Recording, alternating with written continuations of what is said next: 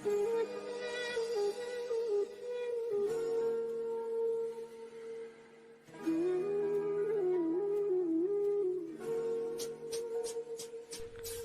महात्मा Jumeirah गांव से थोड़ी ही दूर एक शांत इलाके में अपनी कुटिया में अपने एक नौकर के साथ रहते थे। वह शहर और गांव में काफ़ी चर्चित थे।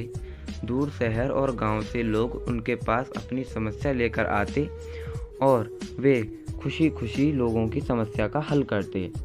एक दिन कुछ ऐसा ही हुआ। दूर शहर से दो हट्टे कट्टे नौजवान उनके पास अपनी समस्या लेकर आए। महात्मा ने देखा वो काफ़ी मायूस दिख रहे थे। महात्मा ने आदर से अंदर आने को कहा और चारपाई पर बैठाकर उनकी समस्या सुनी। पहला नौजवान बोला, महात्मा जी, हमने सुना है आप हर समस्या का समाधान जानते हैं। जो कोई भी आपके पास अपनी समस्या लेकर आता है वह खाली हाथ नहीं जाता है। हम भी आपसे कुछ ऐसी ही उम्मीद लेकर आए हैं। महात्मा जी, तुम निश्चिंत होकर मुझे अपनी समस्या बताओ। महात्मा ने विनम्रता से बोले। महात्मा जी, दूसरा नौजवान बोला, बात ऐसी है, हम लोग इस शहर में नए आए हैं। जहां हमारा घर है वहां एक के इलाके में बहुत दहशत का माहौल है। वह आवारा लोगों का बसेरा है। सड़कों पर गुजरते हुए लोगों से बदतमीजी की जाती है। आते जाते लोगों को गालियां दी जाती हैं। कुछ दबंग लोग शराब पीकर सड़क किनारे खड़े हो जाते हैं और सामने से गुजरते हुए लोगों के साथ बदसलूकी करते हैं। वो ना सिर्फ उन्हें गालियां देते हैं बल्कि नशे में उनके साथ हाथापाई तक पर उतर आते हैं। पहला नौजवान बोला, हम परेशान हो गए।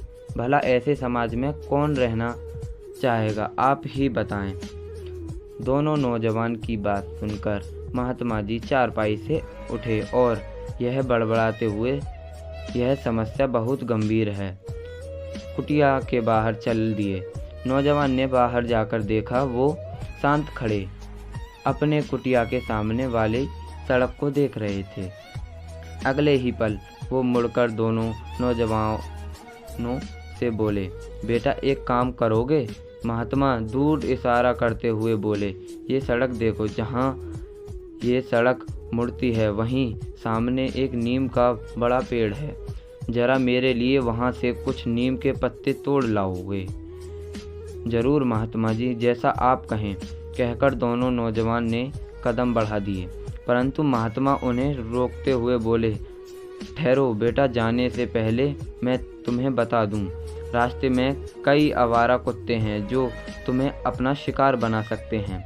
वो बहुत खूंखार हैं, तुम्हारी जान भी जा सकती है। क्या तुम वो पत्ते ला पाओगे? नौजवानों ने एक दूसरे को देखा और उनके चेहरे के हाय भाव देखकर महात्मा समझ गए कि वे डरे हुए थे, परंतु यहाँ जाने के लिए तैयार थे। दोनों नौजवान उस सड़क पर चल दिए। वो सड़क पर से गुजरते रास्ते में उन्हें काफ़ी आवारा कुत्ते सड़क किनारे बैठे मिले।